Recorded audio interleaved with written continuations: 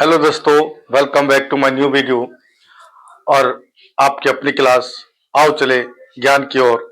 आज इसी सीरीज में आज मैं एक कॉमन टॉपिक लाया हूं जो 6, 7, 8 यानी 9, 10 तक भी एक कॉमन टॉपिक के रूप में होता है। वो है वेस्ट मटेरियल, यानी जो हमारा कूड़ा करकट जो घर से बाहर निकलता है उसे हम वेस्ट मटेरियल कहते हैं।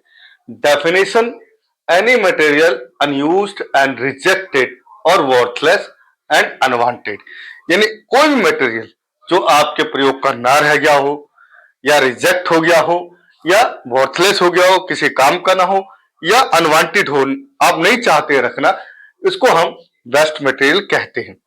अब जानते हैं कि there are two type of waste material. दो तरह के हमारे वेस्ट मटेरियल होते हैं, एक है बायोडिग्रेडेबल और एक है नॉन बायोडिग्रेडेबल। यानी बायोडिग्रेडेबल और non biodegradable substance that can be made to rot by bacteria is due to the course of time are called biodegradable substances। यानी हम ये कह सकते हैं कि अगर कोई चीज बैक्टीरिया के साथ संपर्क में आ जाए और कुछ समय पश्चात वो गल जाए तो उसे हम बायोडिग्रेडेबल सब्सटेंस कहते हैं। फॉर एग्जाम्पल, आप जानते हैं जैसे हमारे घरों से फ्रूट पील्स, वेजिटेबल पील्स निकलते हैं और पत्ते, लीव, पेपर्स और वुड, ये सब हमारे बायोडिग्रेडेबल सब्सटेंस है जो हम कह सकते हैं कि biodegradable substance is useful for our environment. Now that come to the next point, non biodegradable substance that can be affected not be affected by bacteria whether are not, यानी जो substance bacteria के साथ प्रभाव नहीं करते, उनका effect में नहीं आते, उसे हम नॉन बायोडिग्रेडेबल सब्सटेंस कहते हैं। जैसे polythene bag, plastic, aluminium foil. For example, say no polythene bag, polythene bag is non biodegradable substance, इसलिए हम पॉलीथीन की यूज पर बैन लगा रहे। आपने देखा हुआ, एक एग्जाम्पल और देता हूं कि अगर आज हम किसी इमारत को बना रहे हैं और कोई पानी की बोतल हमारे प्लास्टिक की नींव में रख गई और आज से 100 वर्ष बाद भी हमारा आने वाली पीढ़ी को इस मकान को बनाती है तो उसके नींव से वैसी की वैसी पानी की प्लास्टिक की बोतल बाहर निकलेगी, क्योंकि वो एक नॉन बायोडिग्रेडेबल सब्सटेंस है। इसलिए आपको पता होगा कि वेस्ट मटेरियल हमारे लैंड के लिए, हमारे एयर के लिए, हमारे क्या कहते हैं पानी के लिए, वाटर के लिए, सबको बुरा इफेक्ट करता है। एज वी नोटेड कि हमने अभी पीछे बात करी कि किस तरह से वेस्ट मटेरियल पॉल्यूशन फैलाता है। तो पॉल्यूशन के टाइप जो होते हैं, we noted very well, there is land pollution, water pollution and air pollution. All the pollution is created by the waste material. Now what is air pollution और how to polluted the air? Air pollution due to the cause of burning waste material. यदि हम waste material को जलाते हैं तो उससे जो निकलने वाला कार्बन डाइऑक्साइड, कार्बन मोनोऑक्साइड जैसी गैस होती है वो हमारे एयर को पॉल्यूटेड करती है। Now next one, water pollution. Industries through out it's wastage material directly through in water bodies. जैसा कि आप जानते हैं कि जितनी भी इंडस्ट्री है, आप जानते हैं कि जितनी भी इंडस्ट्री है वो पहले जितनी इंडस्ट्री होती थी वो रिवर के साइड्स पे होती थी, क्योंकि उससे एक वाटर ट्रांसपोर्ट का सिस्टम भी बन जाता था और पानी भी इंडस्ट्री को मिल जाती थी।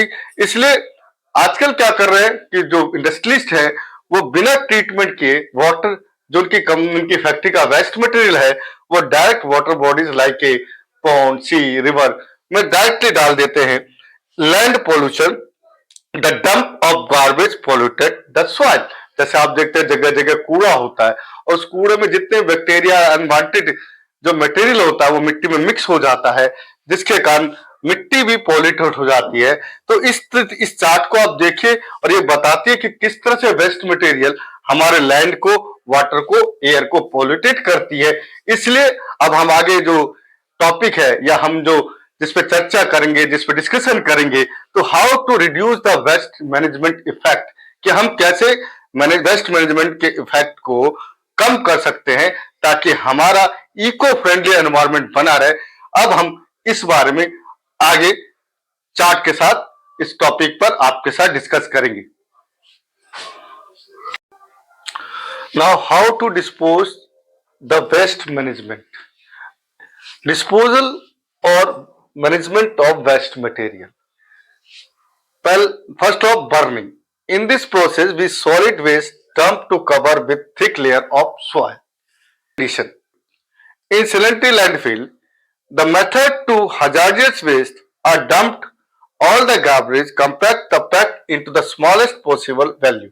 यानी जो भी हमारा सैनिटरी लैंडफिल है, ये मेथड है जितने भी हमारे खतरनाक या हमारे जितने भी स्वास्थ्य को खराब करने वाले पदार्थ होते हैं उनको हम हजार्डस की गिनती में लाते हैं. Waste are dump all garbage compact packed into small, और इसे एक स्मॉल पैकेट में यानी एक जगह छोटी सी जगह से इकट्ठा करके जमा कर दिया जाता है. नेक्स्ट है burning. Burning of garbage at the right site of dumping permanent site. Hospital इनका एक परमानेंट साइट होता है, वहीं पर इन वेस्ट मटेरियल को जलाया जाता है. जैसे आपका हॉस्पिटल वेस्ट है, इंडस्ट्रियल वेस्ट है.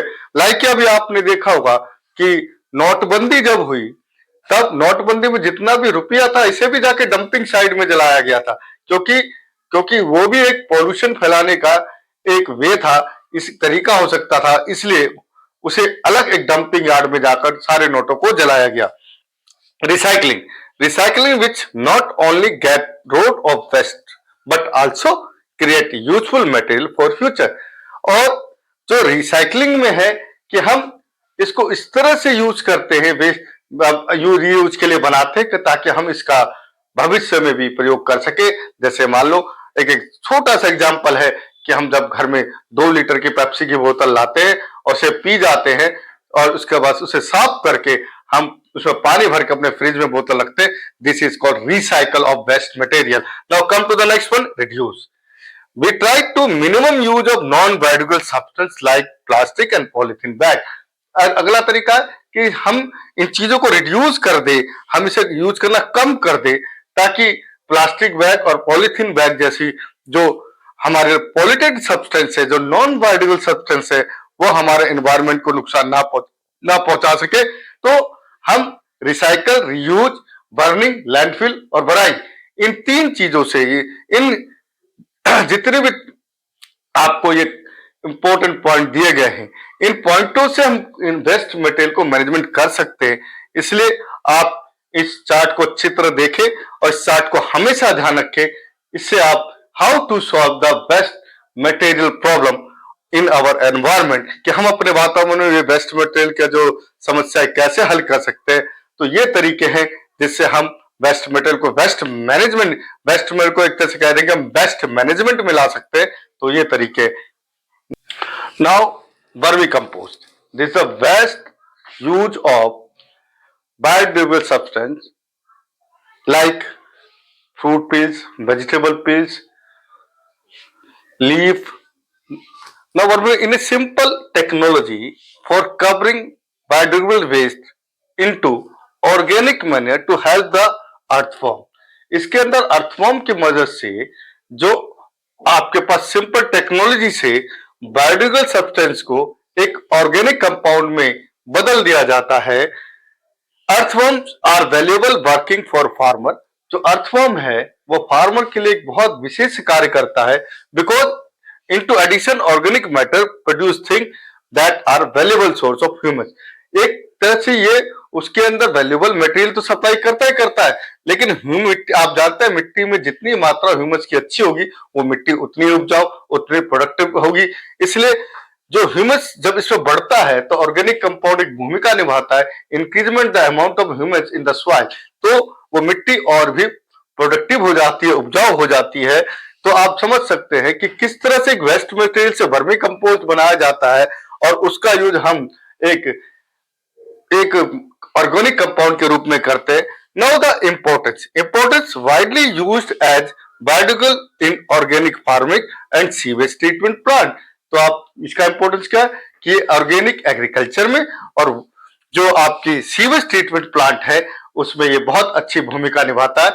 मुझे आशा करता हूं मेरा ये टॉपिक आपको पसंद आया होगा. अगर आपको पसंद आए तो आप एज यूजुअल हमें शेयर करें, शेयर करने के साथ साथ सब्सक्राइब करें और इस चैनल को और आगे तक ले जाने में हमारी मदद करें. बहुत बहुत धन्यवाद. आपका चिर परिचित बिट्टू सर.